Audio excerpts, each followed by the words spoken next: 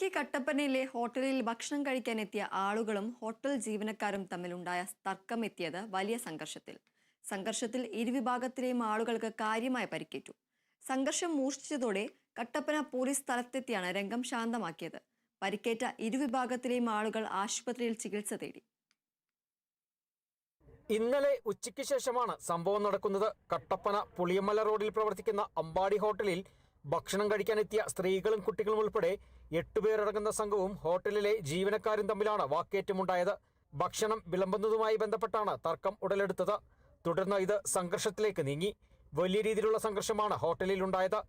സംഘർഷത്തിൽ ഇരുവിഭാഗത്തിലെയും ആളുകൾക്ക് തലയ്ക്കുൾപ്പെടെ കാര്യമായ പരിക്കുകളും ഉണ്ടായി.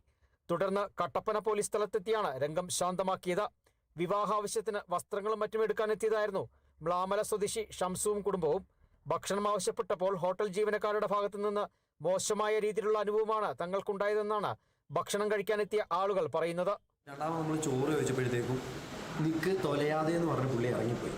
അപ്പോൾ നമ്മൾ ഒന്നും മിണ്ടിയില്ല. പുള്ളി തിരിച്ചു നിന്നൊരു ചോറ് ഇട്ട് വന്നപ്പോൾ ചേട്ടാ അതെന്ത് വർത്താനോ പറഞ്ഞെന്ന് ചോദിച്ചപ്പോഴത്തേക്കും പുള്ളി ഇങ്ങനെ എന്തോ പറഞ്ഞിട്ട് നല്ലൊരു തെറിയും കൂടെ പറഞ്ഞു. അവിടുത്തെ കുറേ സ്റ്റാഫുകളുണ്ടായിരുന്നു. എല്ലാവരും വലിച്ചു വാരി അടിച്ചു.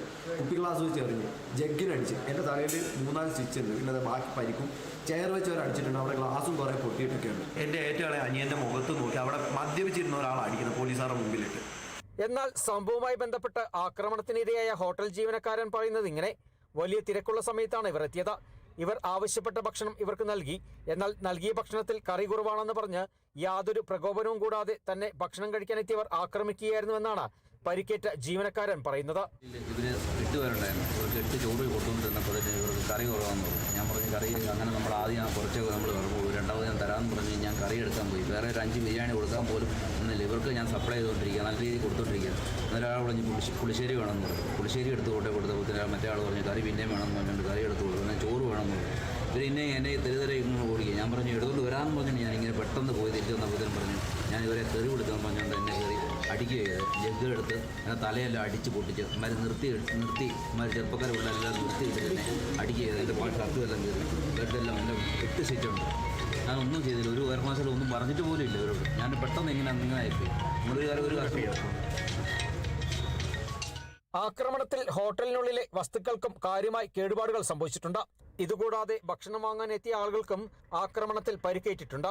ഇരു കൂട്ടരുടെ പരാതിയിൽ പോലീസ് കേസെടുത്ത് അന്വേഷണം ആരംഭിച്ചിട്ടുണ്ട്. ആക്രമണ സംഭവം നടന്ന ഹോട്ടൽ താൽക്കാലികമായി അടച്ചു. Kerala vision news, Idukki.